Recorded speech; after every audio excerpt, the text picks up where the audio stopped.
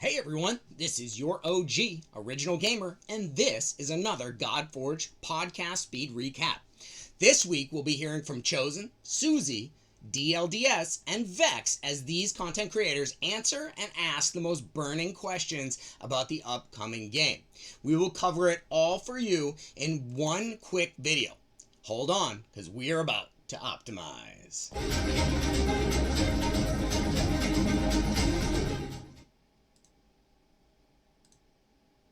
Of Suzi and DLD. Hey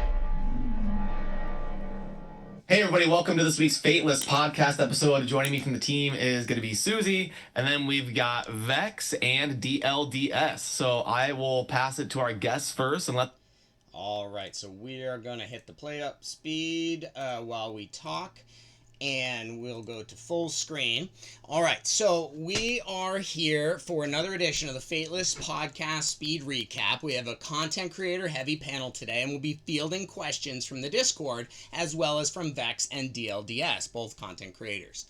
All right, they do their intros. DLDS says he watched Hell Hades a lot while playing Raid, saw the early bird content creator program for Godforge and said, okay, let's do it.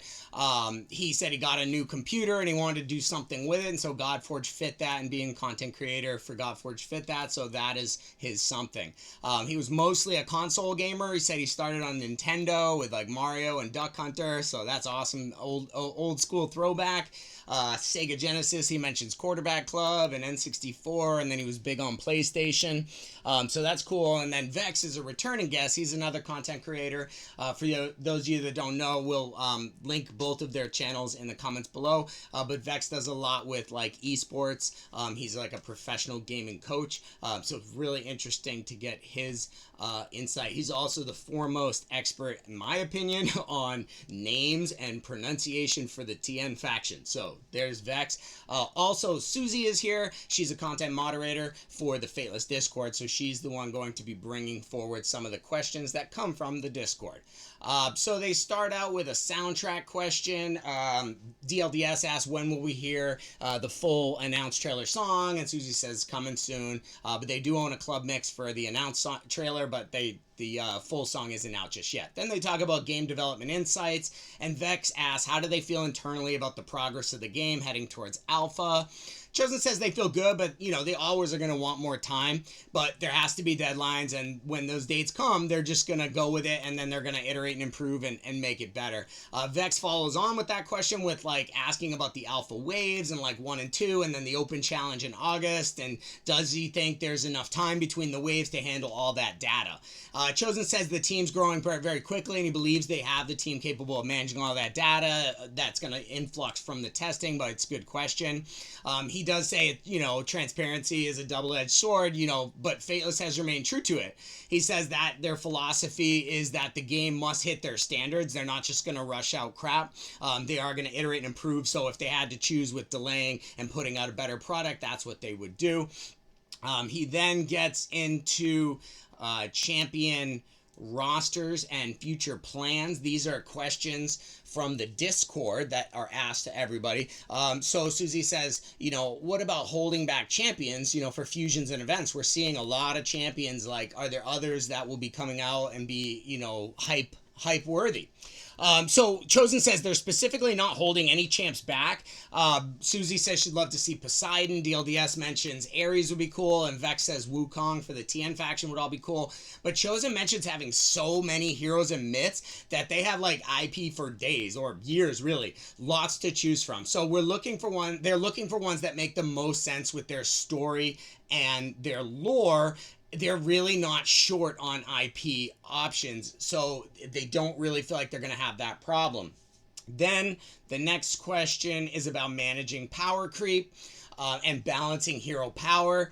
How do they see handling this? Chosen says they talk about this extensively and mentions, though, hey, there was an evolution to legendaries in Raid. At the beginning, having a Raid that put drop defense AoE was huge, but by 2025, that's not huge. That's a crap legendary. So he talks about that trajectory and that growth path for, but it just needs to be consistent across the rarities so that it all works together. Vex asks if there'll be more balanced patches, like Raid kind of buffs 4 champions but 100 need it. Chosen mentions that they want to do balanced patches far more frequently than Raid, but they're still testing and trying to determine what frequency that should be. But they said their philosophy is to buff champs up to match the meta rather than to nerf, so that's interesting to hear. The next question is, are some heroes like on launch going to be more OP than others, you know? And Chosen says, no, it's not like their focus. Their focus is more about making champs that are cool and have a use case, can be used in some area of the game. And it's more about building role appropriateness than just some OP aspect to them. So really the OP aspect is going to be the synergies and the team builds, he says, that the community will flush out over time. Chosen mentions being responsible for Blizzard having to do an emergency patch because he found a loophole that let him just get like unlimited XP over and over again. He says that he's sure there'll be combos that they didn't anticipate in Godforge, but that's what makes it fun. And then we get into breaking games, and that's kind of where that he talks about breaking Diablo. Vex talks about his experience with other games and trying to break them. DLDS, Suzi asks him, is this your first real testing experience? He says yeah. He's also joined the Idol RPG that was on the podcast a few weeks back, and he's getting started with that. So that's his sort of second testing experience. This will be his second testing experience. Suzi says she also really hasn't been early in gameplay either. She's mostly tested finished games, not this early in the process. So that they sort of related on that. Talks about designing starter heroes. And the question is it easier kind of to make rares feel more balanced? How do you keep that across epics and Legos? Chosen says there's a large amount of debuffs and buff tiers in Godforge, more so even than Raid. And he says that helps to be able to like give debuff appropriate to rarity type things, where we're seeing speed 2 versus or speed 3 or speed 1. There's maybe 3 different levels to almost every debuff. That's bigger than Raid. So base stats, he also mentions, increase with rarity, so they can help you build champs higher.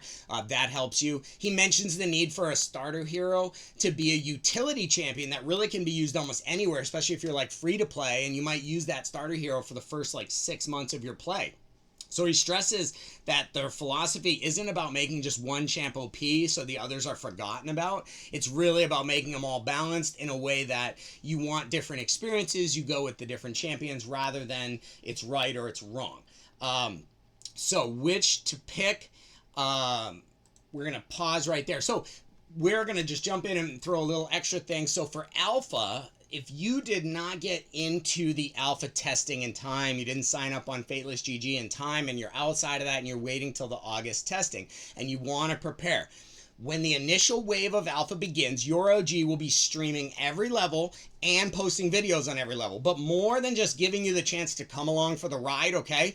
If you don't get into the testing yourself, or maybe you're just curious, we will be making this a fully choose your own adventure style, where the audience gets vote by poll to determine who I pick for starter, what gear sets I prioritize, what levels to farm. You all will help drive our testing experience. This will be the closest you can get to the alpha if for whatever reason you find yourself having to wait for the August open alpha challenge. So come along for the testing ride and be most prepared when that challenge starts. Okay, so back to our video, which starter to pick and balancing the starter meta. Both DLDS and Vex choose Lady Zoc. That's who their pick is.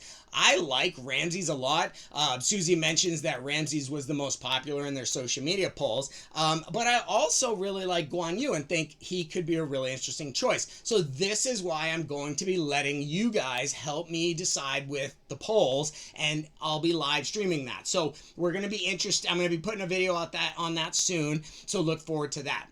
All right. So DLDS says he likes Lady Zoc because of her speed up for 2 turns. Chosen says, yeah, that actually is something they were discussing, today in a meeting, is that exact skill.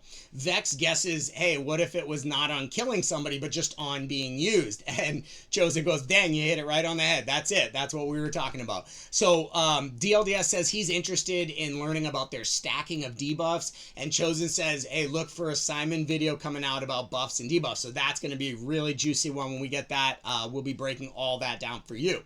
Vex then says he thinks Lady Zoc looks really good for wave content. He thinks the alpha caverns are going to be a lot of wave content, and he says that's why he's thinking of Lady Zoc.